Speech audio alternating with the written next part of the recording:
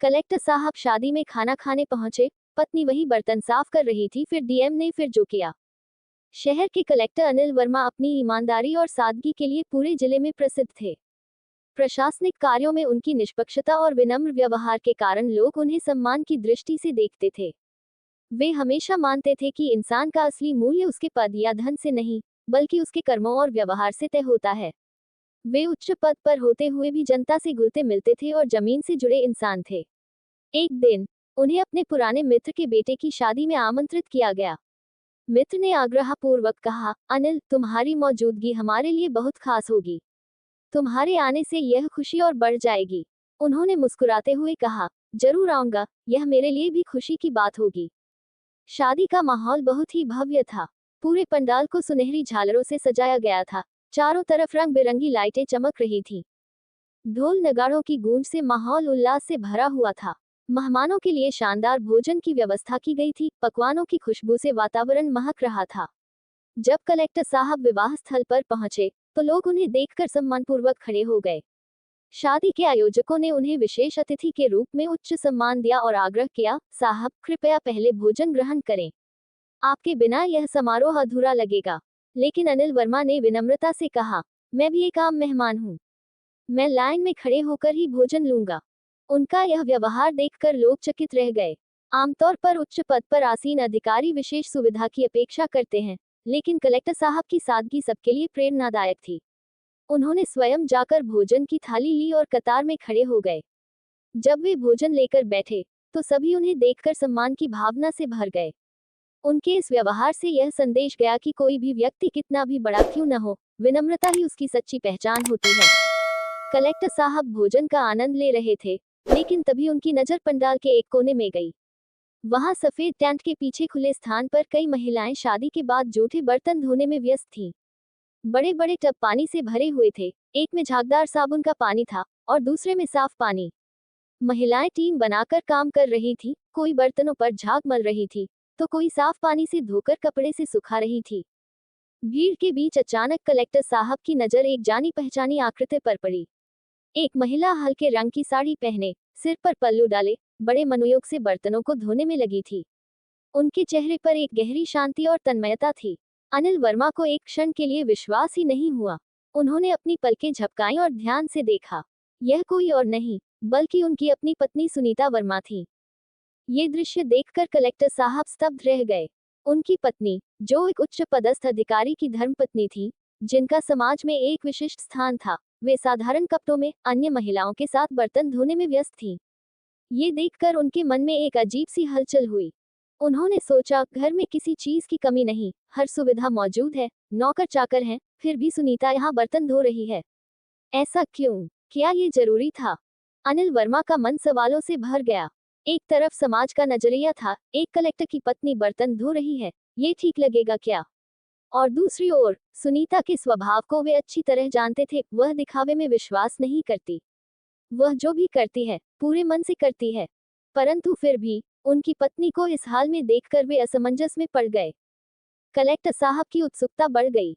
वे तुरंत अपनी जगह से उठे और तेजी से बर्तन धोने वाले स्थान की ओर बढ़े। वहां पहुंचकर उन्होंने हल्की आवाज में लेकिन आश्चर्य भरे स्वर में पूछा, सुनीता, तुम यहाँ क्या कर रही हो? सुनीता ने मुस्कुराते हुए अपने हाथ धोए, फिर तौलिए से पोंछते हुए शांत लहजे में बोली, यह शादी मेरे दूर के रिश्तेदार के यहाँ हो रही है। यहाँ सभी लोग अपने अपने तरीके से मदद कर रहे हैं। कोई मेहमानों की सेवा में लगा है, कोई भोजन परोस रहा है, कोई पंडाल की व्यवस्था देख रहा है। तो मैंने सोचा कि मैं भी अपना योगदान दूं। मुझे लगा, बर्तन धोने में हाथ बटाना सबसे अच्छा रहेगा। कलेक्टर साहब ने आश्चर्य से पूछा, लेकिन तुम्हें इसकी क्या जरूरत थी? सुनीता ने मुस्कुराकर जवाब दिया, अनिल, काम कोई छोटा या बड़ा नहीं होता। सेवा भाव से किया गया हर कार्य मूल्यवान होता है। क्या बर्तन धोना एक छोटा काम है? अगर मैं अपने परिवार की मदद कर सकती हूँ, तो इसमें हिचकिचाने की क्या बात? आखिर हम भी तो इंसान हैं। उनके चेहरे पर संतोष और सेवा का भाव स्पष्ट दिख रहा था। पत्नी की यह बात सुनकर कलेक्टर साहब का दिल गर्व से भर गया। उनकी आंखों में एक नई समझ झलकने लगी। आज उन्होंने महसूस किया कि असली महानता पद, प्रतिष्ठा या शक्ति में नहीं, बल्कि विनम्रता और सेवा भाव में है। अगर मेरी पत्नी बिना किसी झिझक के ये कार्य कर सकती है, तो मैं क्यों नहीं? उन्होंने मन ही मन सोचा। बिना किसी हिचकिचाहट के उन्होंने पास में रखे तौलिए को उठाया, अपनी कमीज की बाहें ऊपर चढ़ाईं और बर्तन धोने में लग गए। वहां मौजूद सभी लोग ये देखकर अवाक रह गए। किसी ने सोचा भी नहीं था कि एक जिले का कलेक्टर, जिसकी पूरे प्रशासन में एक अलग पहचान है, वह अपनी पत्नी के साथ बर्तन धोने जैसा साधारण कार्य करेगा। धीरे धीरे ये खबर पूरे विवाह समारोह में फैल गई। लोग उनके पास आकर खड़े हो गए और ये देखने लगे कि एक उच्च अधिकारी किस तरह बिना किसी अहंकार के आम लोगों की तरह काम कर रहा था। शादी के आयोजकों को जब इस बात का पता चला तो वे दौड़ते हुए आए और हाथ जोड़कर बोले, साहब, यह आप क्या कर रहे हैं? आपको ये सब करने की जरूरत नहीं है, ये हमारा काम है। लेकिन कलेक्टर साहब ने मुस्कुराते हुए कहा, सेवा का कोई पद नहीं होता और न ही कोई काम छोटा या बड़ा होता है। मेरी पत्नी ने अपनी सहेली की मदद करने के लिए ये कार्य किया और इसमें कुछ भी गलत नहीं है। मैं भी उसकी मदद कर रहा हूँ। ये हमारे लिए सम्मान की बात है कि हम किसी के काम आ सकें। उनकी यह बात सुनकर वहां मौजूद सभी लोग भावुक हो गए। कई लोगों की आंखों में आंसू आ गए और उन्होंने कलेक्टर साहब की सादगी की सराहना की। धीरे धीरे ये खबर पूरे विवाह समारोह में फैल गई। लोग उनके पास आकर खड़े हो गए और देखने लगे कि एक उच्च अधिकारी किस तरह बिना किसी अहंकार के आम लोगों की तरह काम कर रहा था। शादी के आयोजकों को जब इस बात का पता चला तो वे दौड़ते हुए आए और हाथ जोड़कर बोले, साहब, यह आप क्या कर रहे हैं? आपको ये सब करने की जरूरत नहीं है, ये हमारा काम है। कलेक्टर साहब मुस्कुराते हुए बोले, सेवा का कोई पद नहीं होता और न ही कोई काम छोटा या बड़ा। मेरी पत्नी ने अपनी सहेली की मदद करने के लिए ये कार्य किया और इसमें कुछ भी गलत नहीं है। मैं भी उसकी मदद कर रहा हूँ। ये हमारे लिए सम्मान की बात है कि हम किसी के काम आ सकें। उनकी यह बात सुनकर वहां मौजूद सभी लोग भावुक हो गए। कई लोगों की आंखों में आंसू आ गए। सभी ने उनकी सादगी और सेवा भाव की सराहना की। शादी समारोह समाप्त हो चुका था। मेहमान धीरे धीरे विदा हो रहे थे। कलेक्टर साहब और उनकी पत्नी सुनीता भी अपने वाहन की ओर बढ़े।